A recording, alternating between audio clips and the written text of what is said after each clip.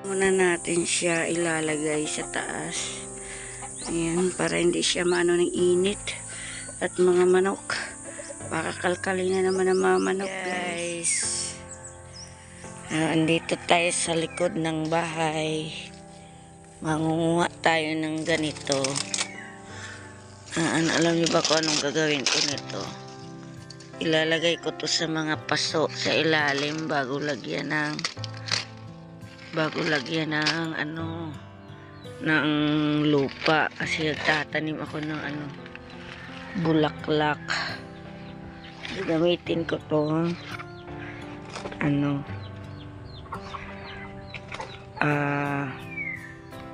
tawag nun, pang sa kalimutan ko ng tawag nun, bago ko lagyan ng lupa. Dito fertilizer pala, guys. Bago ko lagyan ng lupa, lagyan kong ganito. Ayan, para may vitamins yung aking halaman. Dumating na kasi yung order kong halaman, guys. Yung order kong halaman dumating na kasi. Bumili din ako ng paso dun sa pamilihan. Nag-order kasi ako ng mga ugat sa galing pa po yun sa Pangasinan. Although matagal na po yung dumating, pero pinaano ko muna, tinambay ko muna para magkaroon sila ng tinatawag na salingsing. Ayan, ganito muna para para may mga vitamin. 6 po kasi ito, 6.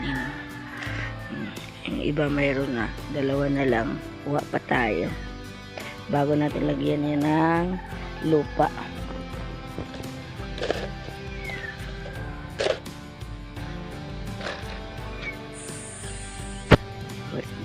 Haning batim roti takal palubak mbak lois roti ngasir bilem sopat ngayos siyangan duwutong naya isang makusatap nilag o perdon yang liit hindi bilog perdon liit ay nasa bangit na niit mo wala ngaliang habit hindi nga busis ko nga siyas ni Jesus nga lining habang ngalirap mo yung abart mo kalog siya gutit nitanda sa budad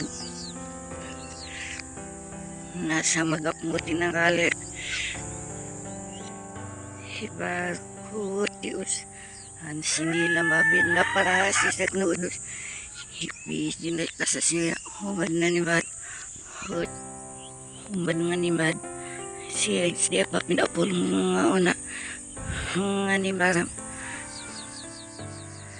kalkalong mamad nagang dak mamta huk na malang itros nga naman na lumamarap hiwa dakitros siya libasang kakiarap bitula sa pul nga wala ang bukos siya pa noyo ay siya litrat ngibag uyutan gigasang anuhat nga na ang mukha nindo dia banget do kelas o sa pasigalingan ang mukha pati dayo habit hitreus nga diat naman wat na lumamarap di apa pindapol has apol nga ang mukha to pati siya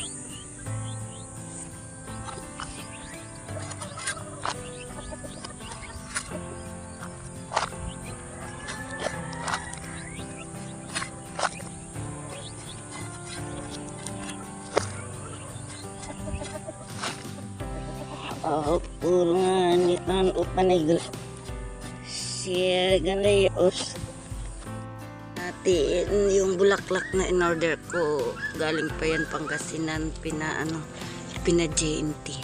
So ang klaseng bulaklak po ito is bougainvillea. Ayan o, may mga na siya maliliit tubo. Siguro mga 2 weeks na yun dumating. Tinambay ko muna. Ayan, bougainvillea po yan. Maganda po yung mga bulaklak yan. Makita natin yan. Update ko kayo pag yan ay tumubo na. Yan po yung mga bulaklak.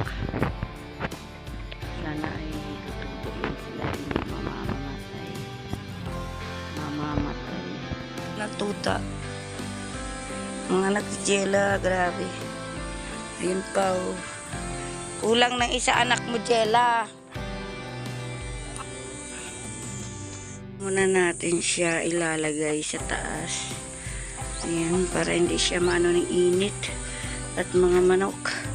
Para kalkalin na naman ang mga manok, guys. Kaya ihang muna natin yung halaman. Aminan niya, dito muna natin siya ilagay. Kasi gagamitin po ito natin next day.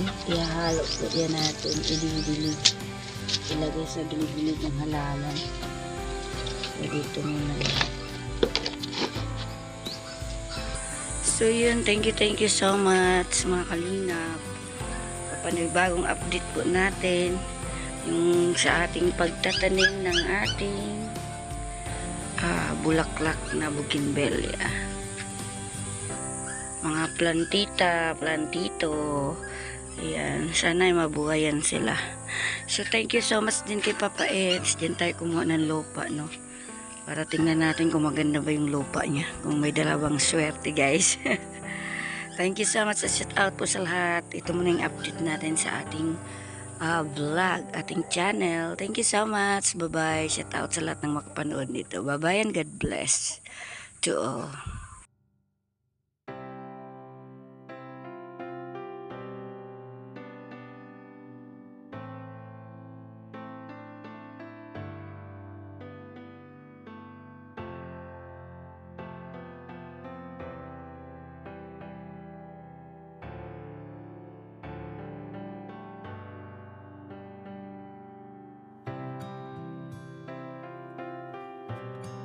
Yung sa ating pagtatanim ng ating bulaklak na bougainvillea, mga plantito,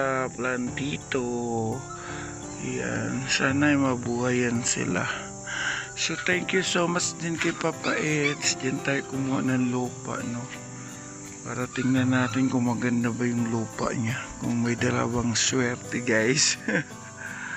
Thank you so much. Shout out po sa lahat. Ito muna yung update natin sa ating vlog, ating channel. Thank you so much. Bye-bye. Shout out sa lahat ng makapanood nito. Bye-bye and God bless to all.